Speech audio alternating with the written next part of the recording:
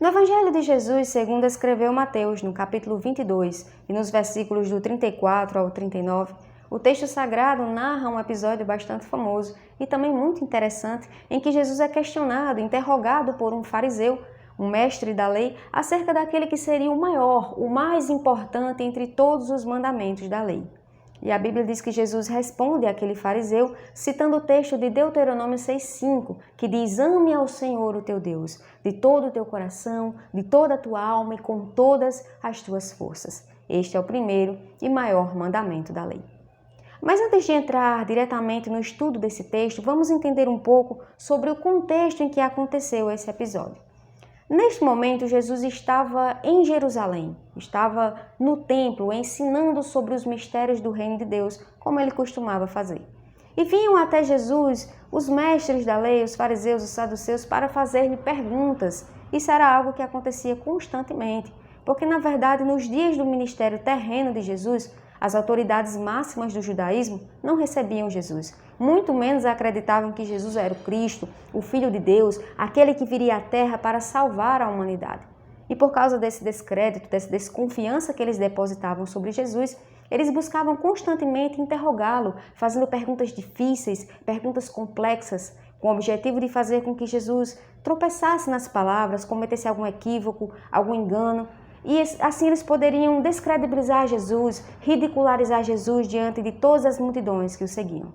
Só para vocês terem uma ideia, no momento exato em que aconteceu esse episódio, Jesus já havia sido interrogado pelos fariseus, pelos saduceus, pelos anciãos do povo, pelos principais dos sacerdotes, e agora vinha mais um fariseu, este sendo agora doutor da lei, para interrogar Jesus fazendo essa pergunta: "Mestre, qual é o maior mandamento da lei?"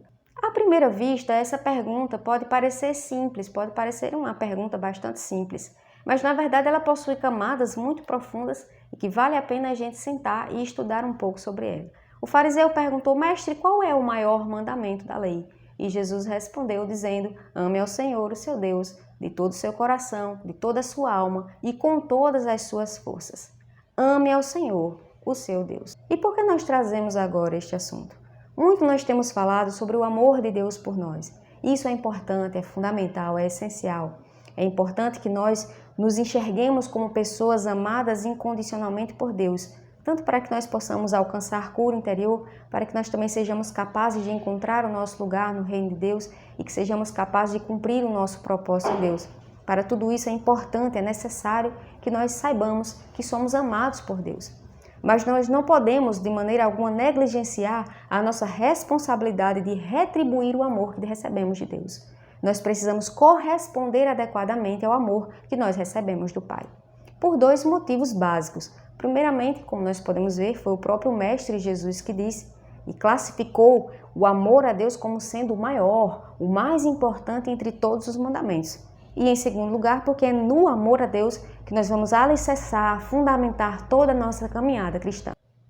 E para que nós sejamos capazes de cumprir este mandamento na nossa vida, nós precisamos pelo menos de dois entendimentos básicos. Primeiro, nós precisamos saber quem é este Senhor a quem nós devemos amar. Quem é, afinal, este Senhor a quem o texto diz que nós devemos amar de todo o nosso coração, de toda a nossa alma e com todas as nossas forças? E em segundo lugar, nós precisamos saber como nós podemos amar este Senhor da maneira como Ele espera ser amado por nós. Então, respondendo à primeira pergunta, quem é afinal este Senhor a quem nós devemos amar? Voltando lá para o texto de Mateus 22, existem algumas nuances de significado que algumas vezes são difíceis de serem alcançadas pelas traduções do texto bíblico que nós temos disponíveis em língua portuguesa. Por exemplo, o significado da palavra Senhor. De acordo com o léxico de Strong, nessa expressão ame ao Senhor, a palavra que foi traduzida para a língua portuguesa como Senhor é originalmente o vocábulo grego kurios, que entre outras definições significa dono, possuidor, proprietário, aquele que tem domínio, que tem poder de governar, aquele a quem alguma coisa ou alguém pertence. Perceba que esse sentido de posse, de dono, de proprietário é completamente diferente da maneira como nós utilizamos essa palavra Senhor hoje no português contemporâneo. Hoje no português contemporâneo essa palavra Senhor, ela funciona como um mero e simples pronome de tratamento, uma forma de tratar alguém que é mais velho, ou simplesmente uma forma de tratar alguém a quem eu queira demonstrar algum tipo de respeito. Por exemplo, se houvesse um homem aqui mais velho, próximo a mim, e eu quisesse cumprimentar esse homem, eu diria facilmente: bom dia, Senhor. Esse homem poderia não ter nenhum tipo de autoridade sobre mim. Aliás, eu poderia nem sequer conhecer esse homem. Ainda assim, eu o chamaria de Senhor. Você percebe com isso que o sentido como nós usamos a palavra Senhor hoje na nossa língua portuguesa contemporânea é completamente diferente daquele sentido que é trazido pelo texto, o sentido de dono, de proprietário. Na verdade, quando o texto bíblico diz ame ao Senhor, ele não está dizendo ame alguém a quem você deve respeito. Na verdade, ele está dizendo ame aquele que é o seu dono, o seu proprietário, o seu possuidor, aquele que tem governo sobre a sua vida, aquele que tem poder de decisão sobre você. É este Senhor que você deve amar de todo o seu coração, de toda a sua alma e com todas as suas forças. E essas mudanças nos sentidos das palavras acontecem em todas as línguas vivas, acontecem por processos naturais, que dentro dos estudos linguísticos nós chamamos de mudança semântica e gramaticalização. Acontece quando uma palavra, com o passar do tempo, ela vai se desbotando do seu sentido original e vai abraçando novos sentidos, vai abraçando novos significados, vai abraçando novas funções dentro da mesma língua. Foi exatamente isso que aconteceu com a palavra Senhor, que historicamente possuía esse sentido de dono, de proprietário, daquele que tem o poder de decidir.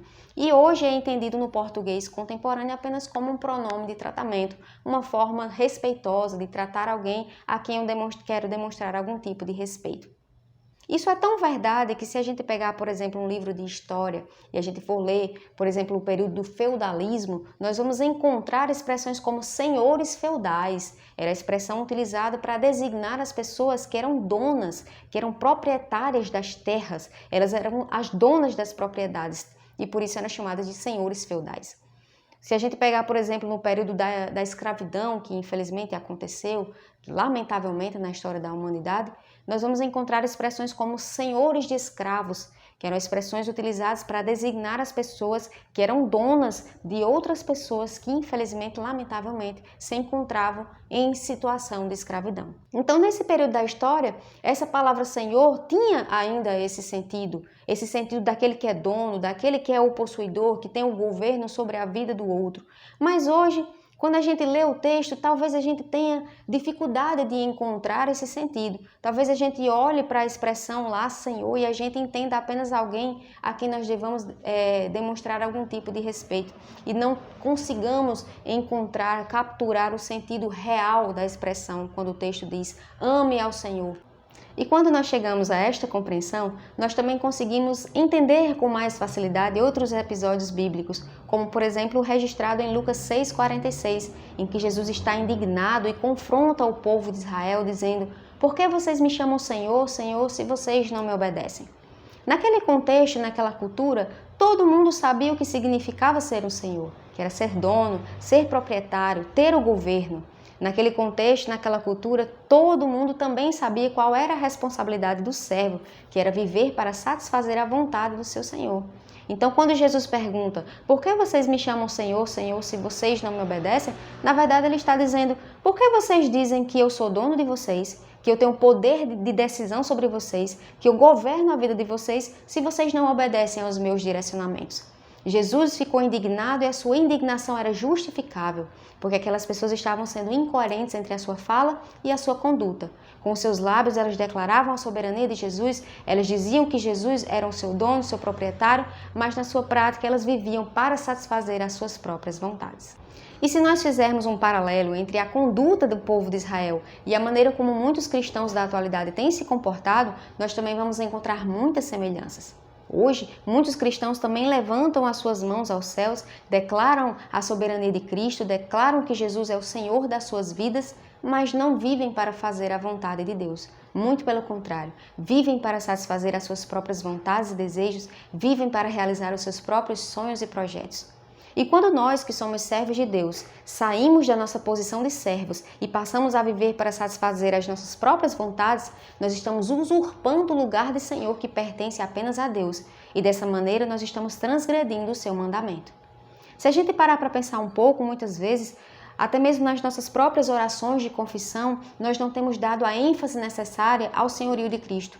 Muitas vezes a gente ora e apenas recebe Jesus como Salvador e esquece de receber Jesus como Senhor. A salvação é a consequência de termos Jesus como Senhor da nossa vida. Nós recebemos Jesus como nosso Senhor e Ele nos garante a sua salvação. E é claro que esse senhorio de Cristo, ele não é imposto sobre nós de forma arbitrária, como se Jesus dissesse, a partir de agora você é obrigado a me obedecer, você não tem outra escolha. Não é assim que funciona. Na verdade, Deus espera que nós decidamos genuinamente obedecê-lo e servi-lo para o resto das nossas vidas, porque nós o amamos. Porque nós o amamos por tudo quanto Ele fez por nós. Por Ele ter nos livrado da condenação do inferno, por Ele ter nos resgatado do império das trevas e nos ter transportado para o seu reino eterno. Aliás, é exatamente isso que faz de Jesus o nosso dono. Jesus conquistou o direito legal de posse sobre nós através do seu sacrifício na cruz do Calvário. Antes disso, toda a humanidade estava em condenação. Toda a humanidade era escrava do pecado, desde o Éden, desde o pecado de Adão. E para entendermos bem isso, vamos voltar um pouco lá no Gênesis. No princípio de tudo, Adão e Eva foram criados por Deus em santidade e desfrutavam de comunhão perfeita com o Pai no jardim do Éden. Mas havia um decreto lá no jardim, que dizia que todo aquele que comesse do fruto da árvore do conhecimento do bem e do mal, este certamente morreria. Mas desconsiderando a ordem do Pai, Adão e Eva se rebelaram contra Deus e decidiram comer do fruto proibido. Então o decreto em vigor foi aplicado à sua vida e eles passaram a estar condenados à morte. Havia além desse um outro decreto no jardim, que dizia que todo ser, toda criatura deveria se reproduzir conforme a sua espécie. Adão e Eva, que agora estavam expulsos do jardim por causa da sua rebelião, estavam condenados à morte, passaram a se reproduzir, passaram a reproduzir seres humanos iguais a si mesmos, ou seja, igualmente condenados. Isso quer dizer que todo mundo que nasceu depois de Adão, ou seja, toda a humanidade, já nasce condenada à morte. Pensando nisso, não importa se nós nos consideramos pessoas boas, pessoas éticas, de bom coração, de boa índole, nada disso importa. A verdade factual e dura é que sem Jesus nós estamos condenados ao inferno. Nós estamos condenados à morte, nós estamos subjugados pelo poder das trevas e o nosso destino final é a morte eterna. É aí que Jesus entra na história. Com a sua morte sacrificial na cruz do Calvário, Jesus conquista o direito legal de posse sobre nós. Ele nos compra de volta para Deus e nós então passamos a ser a sua propriedade legítima. A Bíblia diz lá em Apocalipse 5:9 que Jesus, com a sua morte, comprou para Deus gentes de todas as tribos, línguas e nações. E nós fazemos parte dessa lista. Nós somos essas pessoas que foram resgatadas por Jesus e que foram compradas de volta para Deus. É por isso que o apóstolo Pedro diz na sua primeira carta universal, no capítulo 2, no versículo 9, que nós somos nação santa, geração eleita, sacerdócio real, propriedade exclusiva de Deus, porque Jesus conquistou o direito legal de posse sobre nós. Ele é o nosso dono, Ele é o nosso possuidor, é Ele que tem governo sobre a nossa vida. Ele, Jesus, é o nosso Senhor. E esse é o Senhor a quem nós devemos amar de todo o nosso coração, de toda a nossa alma e com todas as nossas forças. E como nós podemos retribuir o amor que recebemos de Deus? Como nós podemos demonstrar o nosso amor a Deus da forma adequada? O apóstolo João, na sua primeira carta universal, no capítulo 5 e no versículo 3, nos dá uma resposta bastante definida para essa pergunta. Ele diz assim: nisto consiste o amor a Deus, obedecer aos seus mandamentos. Em outras palavras, amar a Deus é obedecer aos seus mandamentos. E os seus mandamentos não são pesados, não são penosos. Deus espera que nós desenvolvamos uma vida de obediência a Ele, uma vida de submissão a Deus. E por isso Ele derramou do seu Espírito Santo sobre nós, para nos ajudar nessa trajetória, nessa caminhada de obediência e de santidade. Agora, com a dispensação da graça, Jesus nos outorgou da sua graça capacitadora para que nós sejamos capazes de viver em obediência e viver em santidade a Ele, que é o nosso dono, o nosso Senhor, aquele a quem nós queremos demonstrar o nosso amor todos os dias da nossa vida através da nossa obediência a Ele. E só para concluir este estudo breve sobre essa temática, eu quero convidar você a fazer uma reflexão da sua própria vida. Reflita consigo mesmo. Será que eu estou demonstrando o meu amor por Deus da forma adequada? Será que eu estou desenvolvendo uma vida de obediência a Ele? Será que, como servo de Deus, eu estou vivendo para satisfazer a vontade de Deus ou estou vivendo para realizar os meus próprios projetos e satisfazer os meus próprios desejos? Reflita consigo mesmo e peça a ajuda do Espírito Santo para te capacitar a viver em santidade e a corresponder às expectativas que Jesus tem sobre você. Se você achar necessário, você pode até mesmo fazer uma nova oração de confissão, recebendo Jesus como Senhor da sua vida. Senhor, desta vez, não mais como um mero e simples pronome de tratamento, mas Senhor como seu dono, seu proprietário, seu possuidor, aquele que tem governo sobre a sua vida. Senhor, aquele a quem você decidiu amar e obedecer para o resto da sua vida, por amor. Ame ao Senhor, o seu Deus. Amém.